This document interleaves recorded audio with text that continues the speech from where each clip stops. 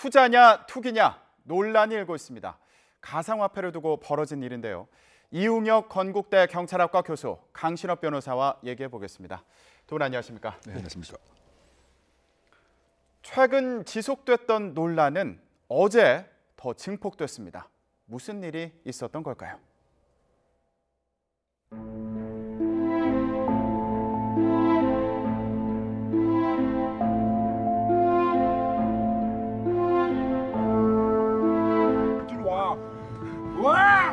너 피똥 싸고 기저귀 쳤나?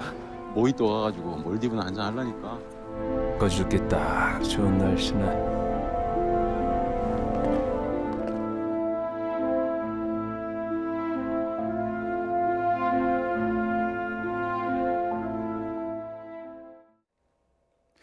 어제 박상기 법무부 장관의 발언이 논란이 되고 있습니다. 교수님, 네. 가상화폐 거래소를 통한 거래를 금지하는 법안을 추진하고 있다. 네. 그리고 거래소 폐쇄까지도 목표로 하고 있다. 이런 발언이었습니다. 네, 그러니까 정배 그 법무장관의 그 입장 자체는 그 상당히 그 강력하게 이 가상화폐의 그 거래 자체를 중단하고 네. 그 장소 거래가 이루어지는 장소마저 폐쇄하겠다는 입장입니다. 그러기 위해서는 일정한 그 법의 근거가 필요하겠죠. 그 근제품 같은 경우 법의 근거가 있어야 되는데, 그런데 다만 이제 문제가 되는 것은 지금 이것을 사용하는 전체 사람 수가 약 300만 명입니다.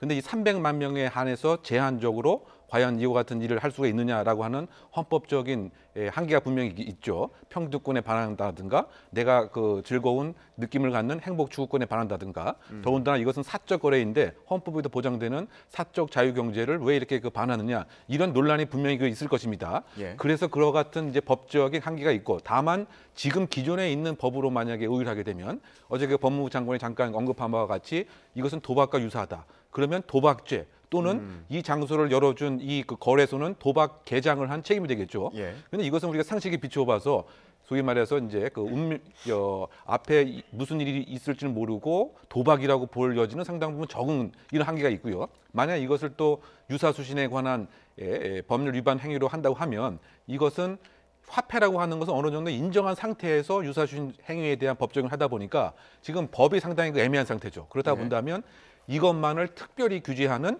특별법, 즉 장소도 출입 못하고 판매도 못하는 금지법을 만들겠다라고 하는 이제 입장인 것 같습니다. 다만 이것이 처분적 법률 행위 자체가 이와 같은 법을 따로 만들어서 과연 가능하겠느냐 이러한 논란이 계속 있는 상태인 것에 지금 그렇게 만만한 작업은 아니다 이렇게 예상이 됩니다. 네, 변호사님 보실 때는 법으로 이렇게 만약에 제재를 하게 된다면 논쟁이 될 만한 부분 뭐가 있을까요? 일단은 이것이 이제 돈이냐 아니면 상품이냐 이거부터가 지금 분명하지 않죠. 가상화폐라고 하는 것은 그렇게 이름 붙여진 것뿐인데 예. 박상기 법무장관은 그래서 가상화폐도 아니고 가상징표다 이렇게 불렀거든요. 이것을 이제 돈으로 보게 된다면 말이죠. 유사수신 행위 규제법 이것으로 이것을 막을 수 있습니다. 그런데 이것이 돈인지 여부가 불명하기 때문에 지금 법으로는 이것을 막을 수 없어서 그래서 특별법을 만들겠다는 겁니다. 예. 그래서 그렇게 특별법을 만들게 되면 이 가상화폐라고 하는 것을 거래를 금지하고 그리고 거래소를 폐쇄하는 이런 내용을 담겠다는 것이죠. 예. 그리고 이제 아까 얘기가 나왔습니다마는 원래 법이라고 하는 것은 일반법이어야 됩니다. 그런데 일부 국민들을 대상으로 한 법률 그리고 그 법률이 어떤 행정의 집행이라든지 또는 재판이라든지 이런 것들을 매개로 하지 아니하고 그 법에 의해서 바로 효과가 나타나게 되면 이걸 처분적 법률이라고 그러거든요. 그래서 처분적 법률은 원칙적으로 금지되어 있습니다. 그래서 이와 같이 일부 국민들에게만 그렇게 집행이 되는 어떤 효력을 갖는 그러한 법을 바로 만들 수 있느냐 이런 점도 이제 문제가 될 수 있습니다. 네. 아까 설명해 주실 때 지금 두 분께서요. 도박으로 보는 거다. 그리고 유사수신 행위로 보는 거다. 지금 법무부에서요. 그렇게 말씀해 주셨는데 그렇게 볼 수 있는 기준이나 뭐 근거가 있습니까? 유사수신 행위로 본다는 것은 아니고요. 일단 법이라고 하는 것은 사회상규에 반하는 행위라든지 반사회적 행위를 금지시킬 수 있습니다. 예. 그것은 이제 형법으로 또 처벌도 할 수 있고요. 아니면 특별법을 만들어서 또 처벌도 할 수 있죠. 그러면 이와 같이 가상화폐를 거래하는 거 그리고 거래소를 만드는 것이 과연 반사회적 행위냐 이렇게 이제 보는 것인데 지금 어제 얘기한 박상기 법무장관은 어쨌든 이것을 도박이라고 본 것이죠. 예. 그렇기 때문에 이것은 반사회적 행위고 따라서 처벌의 대상이 될 수 있다는 그리고 금지의 대상이 될 수 있다는 이런 입장을 피력한 것이고요. 예. 그리고 많은 사람들이 지금 반발하고 있는 이유가 이것이 도박이라는 말 있지 않습니까? 예. 거기에 크게 반발하고 있는 겁니다. 그래서 그렇다면 우리 300만 명이 전부 다 도박을 했다는 말이냐 이와 같이 이제 반발을 하고 있는 것이죠. 아까 유사수신 행위와 관련된 법으로 규제할 수 있다. 이 부분은 어떻게 이해해야 될까요? 유사신용이라고 하는 것은 그 금전, 돈과 관련된 그거와 관련된 법이란 말이죠. 그래서 이 가상화폐는 돈으로 본다면 그걸로 규제를 할 수 있는데 이것이 돈인지 여부가 불명하기 때문에 그것으로는 안 되고 그래서 특별법을 만들겠다 이런 얘기입니다. 알겠습니다. 자, 그러면 이 발언이 알려지고 나서 상당히 논란이 됐습니다. 그런데 청와대에서는 아직 정해진 바는 없다. 뭐 뒤로 물러선 건지 아니면 입장이 다른 건지 이것도 궁금해요. 그러니까 그 법무부 장관의 그 입장 자체는 사실상 그 동안에 많은 그 관계부처 회의를 그 통해서 정부 입장을 규제 방향으로 정해서 아마 그 대표적으로 소위 총대를 매는 식의 그 역할을 법무부 장관이 하신 것 같습니다. 네. 그런데 그와 같은 발표가 나간 지 무려 한 남짓 6-7시간 안에 여러 가지 여론이 상당히 심상치 않았던 것 같습니다. 더군다나 그 청와대 그 청원하는 그 홈페이지에 지금까지는 이념적인 얘기가 주로 나왔지만 이번에 그 내용을 보면은 이것은 엄청난 먹고 살고의 그 문제다. 뭐 이런 반응이 아주 그 기하급수적으로 시간과 비례해서 늘었는데 예. 그것의 대부분이 지금 20대, 30대로 추정하고 있는 것 같습니다. 더군다나 지금 그 300만 명이 지금 가상화폐에 관여를 하고 있는데 이 중에 약 30%가량이 현재 20대, 30대라고 알려져 있는 이런 상황인 것이죠. 그러니까 그 정치적인 상당 부분 부담도 분명히 그 있었을 것 같고요. 예. 이제 그러다 보니까 다시 이제 그 청와대 그 대변인이 아직 공식적인 입장은 아니고 나름대로 지금 계속 논의를 하고 있다. 그 입장을 조금 바꾼 이런 상황인 것 같습니다. 그런데 그것이 지금 보면 지금 그 20대, 30대에 여러 가지 신조어도 나오고 있는 상황이 될 뿐만이 아니고 뭐 예를 들면 가즈아 한번 그 가상화폐를 잘해서 일확천금을 얻어보자. 가자 이것을 약간 희화화하는 이런 표현도 그 있고요. 또 예를 들면 이제 그 코린이라고 하는 신조어도 있습니다. 이런 그 코인에 처음 등장한 사람을 코인 플러스 어린이 뭐 이렇게 하는 이 얘기도 뭐냐면 결국 20대 30대가 많은 관심을 갖고 있다. 더군다나 조금 사회적 문제가 되는 것은 퇴사 인증샷이라고 하는 것을 올려놓는다는 거 하죠. 나는 이제 그 월 300만 원 이런 월급쟁이 안 한다. 왜냐하면 내가 지금 500만 원 투자했는데 지금 나 5억 벌었다. 그러면 나는 회사 지금 그 퇴사해서 코인 작업에 그 몰입을 하겠다. 뭐 이런 사실은 그 사회 부정적인 면이 분명히 그 있긴 합니다만 예. 그럼에도 불구하고 지금 그 20대 30대의 연령층이 300만에 100만이다라고 하는 입장에서는 지금 그 문재인 정부에서 상당 부분 지지층에 대한 뭔가 부담감이 있었을 가능성 뭐 이런 것들 이릉 작동한 것이 아닌가 생각됐죠. 예. 법무부에서 만약에 법으로 이렇게 제재안을 만든다 하더라도 결국 국회로 넘어가지 않습니까? 그렇습니다. 뭐 통과가 될 것이냐 어떻게 보십니까? 일단 이제 관계부처 장관들이 회의를 하죠. 그런 다음에 정부 입법을 할지 의원 입법을 할지 이렇게 해서 이제 입법안을 발의를 하죠. 예. 사실은 법무부에서 그 입법의 초안은 지금 마련되어 있는 것 같습니다. 그리고 상당 부분 구체적으로 준비를 한 것으로 보여요. 근데 문제는 정부 입법보다는 의원 입법이 빠르거든요. 그런데 여당 의원들 중에서 지금 여론의 역풍이 지금 불고 있기 때문에 과연 거기에 나설 의원이 있을지가 문제고요. 예. 그다음에 지금 이제 야당이 또 반대를 하고 있지 않습니까, 많이. 그래서 어쨌든 간에 발의가 된다면 관련 상임위를 거쳐서 그다음에 법사위를 거치고 그다음에 이제 본회의를 거치게 되죠. 근데 어쨌든 그와 같은 것을 넘기 위해서는 두 가지가 있어야 되는데요. 하나는 법리적 검토가 충분히 이루어져서 예. 그러한 법이 만들어졌을 때 그것이 타당성과 정당성을 가져야 됩니다. 두 번째는 여론의 역풍을 넘어야 되거든요. 근데 지금은 여론도 별로 그렇게 호의적이지 않은 것 같아요. 국민들 또 거래하는 대다수 사람들이라든지 또 야당이라든지 그다음에 또 하나는 법리적으로도 과연 그러한 법이 헌법에 반하지 않고 정당한 법이냐 여기에 대해서도 좀 문제가 있어서 앞으로 좀 법무부에서도 여기 이걸 추진하는데 상당 부분 노력을 기울여야 될 것으로 예. 이렇게 보입니다. 사실 정부에서 제재안이 나온 게 지난달 말에 나오지 않았습니까? 그렇습니다. 그때 초점은 실명거래 계좌를 만드는 데 이제 초점이 맞춰져 있었는데 그때도 헌법 소원을 청구하는 경우가 있지 않았습니까? 예, 맞습니다. 그때는 이제 그 자금 세탁이라든지 불법적인 어떤 그런 송금이라든지 이런 것들을 막기 위해서 이제 규제를 하는데 실명 거래를 하도록 하자. 이 정도 규제가 나왔던 거거든요. 가상 계좌를 쓰지 못하도록 말이죠. 그런데도 불구하고 거기에 대해서도 이 투자를 하는 한 변호사가 여기에 대해서 헌법소원을 제기를 했는데요. 예. 이 법이 그러니까 그 긴급 대책입니다. 법은 아니고 그 당시에 법무부에서 내놓은 긴급 대책을 내놨거든요. 이런 긴급 대책은 이제 하나의 행정행위라고 볼 수 있는데요. 이것이 국민의 평등권과 그다음에 재산권 그리고 행복추구권을 침해했다라고 하면서 헌법소원을 제기했고 지금 이것이 헌법재판소에 계류 중입니다. 아, 이게 또 어떤 결론이 나올지 이것도 궁금한데 지금 분위기를 보면 반발이 거센 것으로 보입니다.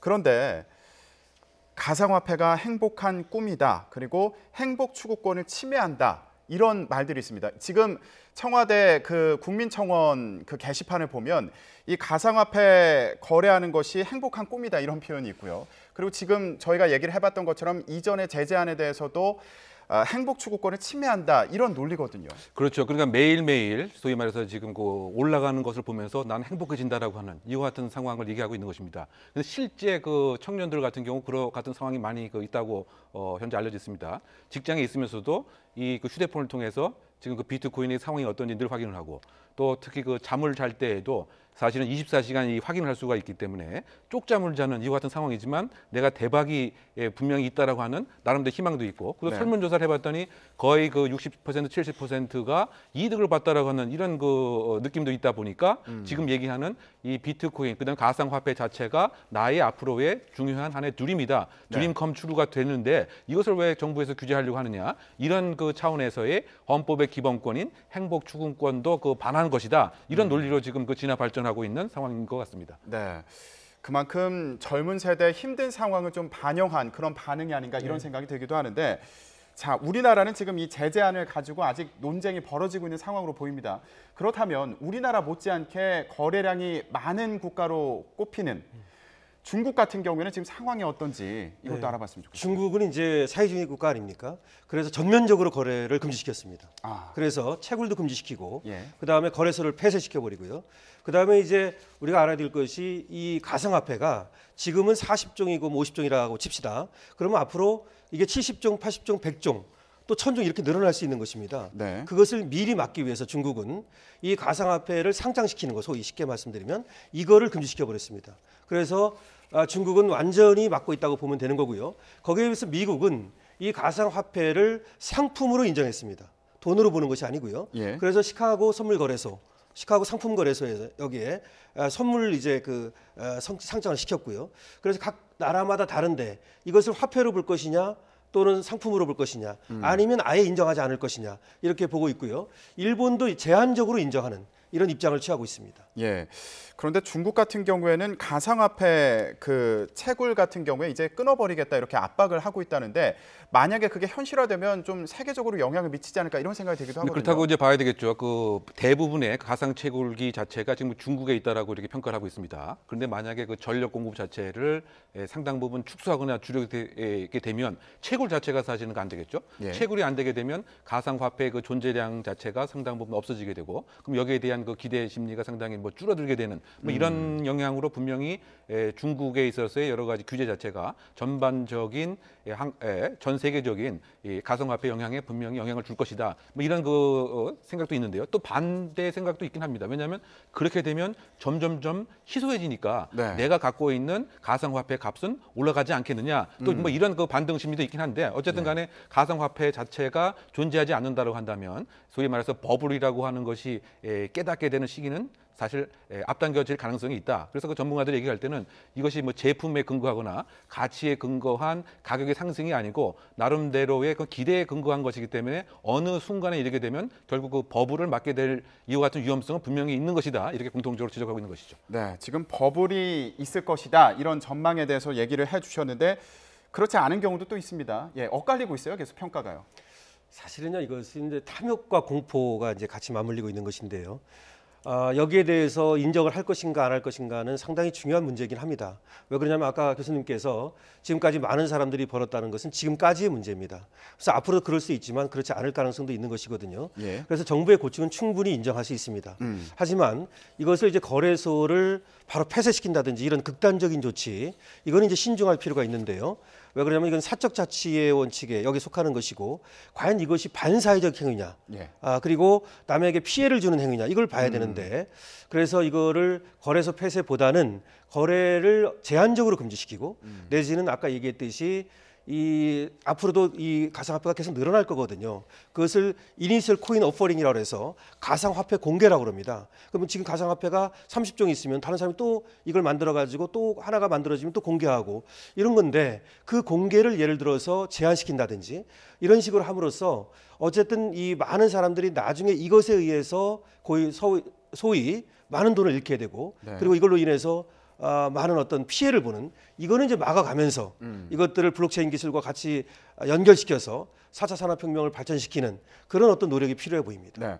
교수님 보실 때는 뭐 또 다른 대책이 있다면 뭐가 있을까요? 그러니까 결국 이걸 주식에 있어서 여러 가지 규제하는 그 장치들이 있지 않습니까? 시간을 예를 들면 개장 시간과 폐장 시간을 둔과 동시에 또는 그 갑자기 등락과 하락을 했을 때 일정한 브레이크를 둔다든가 네. 이와 같은 규제 장치 이것을 만약에 지금 가상화폐 시장에 그대로 적용하게 된다고 한다면 지금 우리가 그 여러 가지 예상하고 겪고 있는 그런 부작용을 최소화할 수 있지 않을까. 예. 그래서 이런 것을 이제 하지 않고 있는 지금 상태에서는 24시간 계속 이것을 모니터링하게 되는 시민적 피로감과 상대적 박탈감이 계속 증가될 거고요. 예. 또 한편으로 봐서는 이제 계속 등락하고 하락하고 이것에 대한 일정 부분 규제가 없다 보니까 상당 부분 늦게 만약에 여기에 승차한 소위 말해서 이제 후발 주자들은 아주 선량한 피해자가 될 가능성이 상당 부분 큰 것이기 때문에 예. 이와 같은 규제가 분명히 필요한 것이고 또 한편으로 봐서는 지금 블록체인 기술이라고 하는 것이 가상화폐가 한 예입니다. 이거 이외에도 사물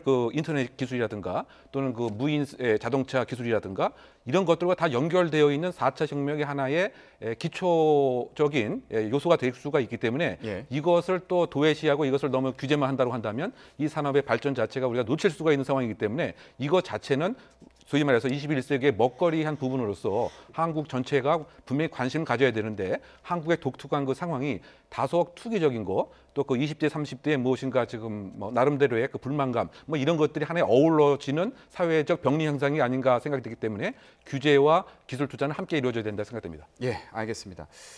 비트코인 전망은 물론이고요. 투기냐 투자냐 이런 논쟁도 오랫동안 지속되지 않을까 이런 생각이 들기도 합니다. 자, 이번엔 한 파륜 범주에 대한 얘기를 좀 해보겠습니다. 잠시 보고 오겠습니다.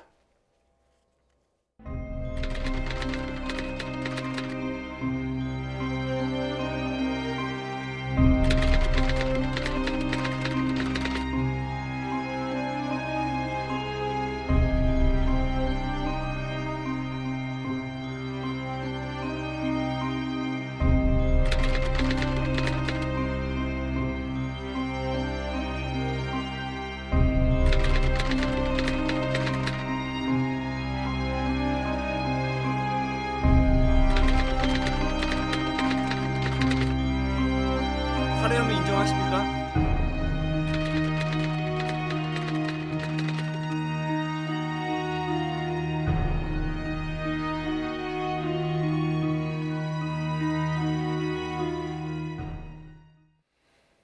친엄마와 의붓동생 그리고 새아빠까지 무참히 살해하고 뉴질랜드로 달아났던 30대 남성. 어제 국내로 송환돼서 법의 심판을 받게 됐습니다. 변호사님. 네. 존속 살해죄를 받아야 될 것 같은데 네. 일단 지금 적용된 혐의를 보면 강도 살인죄가 적용이 됐습니다. 네. 예. 지금 이제 그렇게 검찰에 송치를 한다는 것이죠. 어쨌든 존속살해죄는 분명하고요. 어머니를 살해했으니까요. 근데 이제 강도살인죄가 되느냐의 문제죠. 네. 근데 지금 이제 검찰에서 또 경찰에서 지금 수사한 걸 보면은 단순하게 다투다 살해한 것이 아니고 물론 본인은 말다툼을 하다 우발적으로 살해했다 이렇게 얘기를 합니다. 그러니까 살해한 사실은 인정을 하고 있죠. 그런데 이제 지금 수사기관에서 보기에는 이 사람이 6천만 원 정도의 빚이 있었거든요. 그리고 어머니를 살해하고 나서 바로 어머니 통장에서 1억 1,800만 원을 인출합니다. 그리고 그 돈 중에서 뉴질랜드 달러 10만 달러, 7,700만 원을 이제 뉴질랜드 달러로 바꾸고요. 예. 그리고 이제 나가면서 면세점에서 450만 원짜리 명품 백을 사기도 하고요. 예. 그래서 결국은 돈을 목적으로 어머니를 살해했다라고 보는 것이죠. 그렇게 되면 이제 강도 살인죄가 됩니다. 예. 그냥 존속 살인죄가 아니고요. 예. 존속 살해죄는 7년 이상의 징역입니다. 사형 무기징역 7년 이상. 근데 이제 강도 살인죄가 되면 이거는 사형과 무기징역밖에 없습니다. 아. 그래서 더 무거운 이런 어떤 법 조항을 적용했다 이렇게 볼 수 예. 있습니다. 자, 지금 아내한테는 존속 살해죄가 적용이 된 상황이지 않습니까? 그렇죠. 그러니까 사실은 그 강도 살인이 제일 무거운 이제 죄죠. 사형하고 무기뿐이 없기 때문에. 그러면 현재까지 알려진 정에 의하면 아내 같은 경우 강도 살인이라고 하는 명확한 증거는 좀 부족한 것 같습니다. 그러다 보니까 일단 존속 살해로 수사기관에서는 적용을 한 것 같고요. 추후 수사 과정에서 그 강도 살인이라고 하는 일정한 목적을 함께하고 기능적인 행위 분배를 했다라고 한다면 사실상 이 아내도 강도 살인의 그 가능성을 배제할 수는 없을 것 같습니다. 예. 근데 어쨌든 지금 알려진 그 사항에 의하면 직접적인 행위를 하고 그다음에 돈을 그 이렇게 인출하고 이와 같은 강도 목적이 분명한 것은 지금 그 남편에 해당이 되기 때문에 일단은 강도 살인은 남편이고 존속 살해는 지금 아내로 이렇게 네. 그 수사가 이제 이루어지는 것 같은데요. 어쨌든 큰 틀에서 본다고 한다면 돈이라고 하는 것은 이제 분명한 것 같습니다. 그런데 본인 자체는 지금 우발성을 강조하는 것은 이 돈이 목적이 아니었다. 왜냐하면 우발적이라고 하면 강도가 우발적으로 강도하는 경우는 없단 말이죠. 예. 강도는 다 치밀하게 계획을 하기 때문에 자기가 지금 치러야 할 죄값을 가장 낮추는 방법이 갑자기 뭐 화가 나서 나를 모욕을 해서 한다고 한다면 강도살인도 되지 않고 예. 사실은 존속살인으로 다운될 수가 있기 때문에 예. 형량을 밑으로 내리기 위한 하나의 그 방략으로서 우발적으로 했다라고 남편은 계속 주장하지 않나 보입니다. 네, 그러면 지금 남편과 이 아내가 공모를 했는지 이게 굉장히 중요한 예. 부분으로 보이는데 아내 같은 경우에는 공모하지 않았다. 그러면서 지금 이런 억울하다 이런 내용을 쪽지에 적어서 이렇게 보여줬더라고요. 어떤 그렇습니다. 내용입니까? 그때 이제 기자들이 보게 하려고 쪽지에 적어서 그런 내용을 적었다는 것이거든요. 지금 이 아내는 11월 1일 날 작년에 들어와서 이미 기소가 돼서 재판을 받고 있습니다. 예. 그래서 국민참여재판을 신청한 상태인데요. 근데 그때 수사를 받으면서 이 아내가 한 말이 뭐냐면 지금 저 쪽지가 보이고 있는데요. 자기의 억울함 같은 것을 호소하는 내용입니다. 그리고 남편한테 자기도 속았다라고 얘기를 하고 있거든요. 예. 남편이 뭐라고 말했냐면 원래 자기 할아버지로부터 유산을 받을 것이 100억 정도가 있다. 그런데 엄마가 그 돈을 받는 것을 방해하고 있다. 그래서 엄마를 제거하지 않으면 예. 그 돈을 받을 수가 없다. 이런 식으로 이제 아내를 속였다는 것이죠. 그래서 자신도 이 남편에 속았다는 얘기를 지금 3년 동안 속고 살았다. 이런 얘기를 하고 있고 예. 죽이고 싶다고 말했지 죽이겠다고 말한 적은 없다. 이렇게 말한 바가 있는 겁니다. 근데 저는 좀 궁금했던 게 이게 국민참여재판에 응하겠냐 재판부에서 이렇게 물었는데 예라고 대답했다고 합니다. 글쎄 그거는 제가 좀 이해하기 어려운데요. 사실 국민참여재판은 대중적으로 호소해서 유리한 범죄 이런 것들은 국민참여재판을 많이 합니다. 네. 그런데 이 범죄는 지금 존속살해고 패륜 범죄고 그야말로 인간이 돈 앞에 얼마나 극악해질 수 있는가를 드러내는 범죄이기 때문에 불리해 보이는데요. 국민참여재판에 응하겠다고 얘기한 거 이것은 어떤 의도인지 자신은 이제 남편한테 아까 말씀드린 것처럼 속았을 뿐이지 내가 그렇게 공모한 것은 아니다. 아마 그거를 한번 얘기해 보고 싶은 것 같습니다. 예. 그런데 이해가 안 되는 부분이 또 있습니다. 지금 엄마 통장에서 1억여 원을 인출하지 않았습니까? 그런데 이 돈을 어디다 썼나 봤더니 뉴질랜드에 출국할 때 명품을 또 샀어요. 네. 예. 그러니까 지금 그 아이의 마음을 쭉 먹었던 것 같습니까? 일가족을 다 몰살하고 돈을 다 찾은 다음에 뉴질랜드 가서 나는 새로운 삶을 사겠다. 뭐 이런 생각을 하다 보니까 지금 내 일이 다 성취가 됐다. 그러면 지금 사고 싶은 물건을 많이 사고 싶은 이런 것도 있었던 것 같고요. 또 한편으로 봐서는 남편이 평상시에 그 아내에게 돈이 많다라고 얘기했던 것은 좀 맞는 것 같습니다. 그러다 보니까 나름대로 일을 해결됐으니까 표현이 그렇지만 무엇인가 성취감 내지 명품을 삼으로써 무엇인가 한국 생활을 정리하고 이제 뉴질랜드 가서 사자. 그래서 아마 이 자체가 검거가 돼서 다시 송환되리라고는 예상을 못했던 것이 아닌가 이런 생각이 드는 거죠. 일종의 어떤 목표를 달성했다는 그런 의미가 있고 그리고 검거될 줄 몰랐던 거 아니냐 이런 의미가 있어 보인다 이렇게 말씀해 주셨습니다. 그런데 이번 범죄를 접하면서 예전에 또 다른 패륜 범죄가 생각이 나더라고요. 94년도에 비슷한 일이 있지 않았습니까? 예, 박한상 사건이죠. 박한상. 그 당시 이제 강남구 삼성동에서 100억대 재산을 가진 사람의 이제 아들이었습니다. 그래서 유학생이었는데요. 당시 23살이었습니다. 예. 그랬는데 이 돈 100억을 이제 상속받을 목적으로 부모를 살해하고 그리고 집에 불을 질렀죠. 그런 다음에 장례식장에서 굉장히 태연하게 자기의 그 애인하고 아주 그 유자적한 모습을 보이고요. 예. 그래서 그 당시만 해도 패륜 범죄가 드물었거든요. 그래서 전 국민을 놀래킨 그런 사건이었고요. 예. 지금 사형 선고를 받고 교도소에 복역 중입니다. 지금도 교도소에 있는 예, 상황이군요. 그렇습니다. 예. 그런데 이런 폐륜 범죄 같은 경우에는 양육 과정에서 문제가 있었을 가능성도 있다 이런 얘기도 있더라고요. 어떻게 봐야 됩니까? 그 여러 가지 이유가 있는데 가장 큰 것이 이제 그 양육 자체가 불공정했다라고 본인이 느낀 경우라든가 또 본인 자체가 나름대로 그 학대를 받았다. 예. 또 그리고 편애의 그 대상이었다. 아마 박한상 그 군 같은 경우에도 부모가 형만 관심을 갖고 나한테는 왜 관심을 안 가졌느냐 이런 그 심정적인 것도 분명히 그 있었던 것이죠. 예. 그러니까 그 양육의 공정성을 담보하는 생각을 못했을 경우 이런 경우도 분명히 있고요. 또 하나 중요한 것은 이제 배금주의적 그 생각입니다. 바꿔 얘기하면 내가 지금 목전에 있는 그 돈을 저 부모님만 안 계시면 내가 다 가질 텐데 이러다 보니까 애착 관계가 형성하지 않은 상태에서 돈만을 이제 강취하려고 하는 즉 가정이 쪼개진 상태에서 저 같은 폐륜 범죄가 많이 또 생기고요. 또 나름대로 부양의 의무라든가 서로 간의 가족 간의 갈등 그것이 사실은 폐륜 범죄의 숨은 요인이라고 할 수 있는 것이죠. 예, 알겠습니다. 자, 이런 끔찍한 사건 다시 전해드릴 일이 없었으면 좋겠습니다. 예, 오늘 말씀 여기까지 듣겠습니다. 두 분 고맙습니다. 네.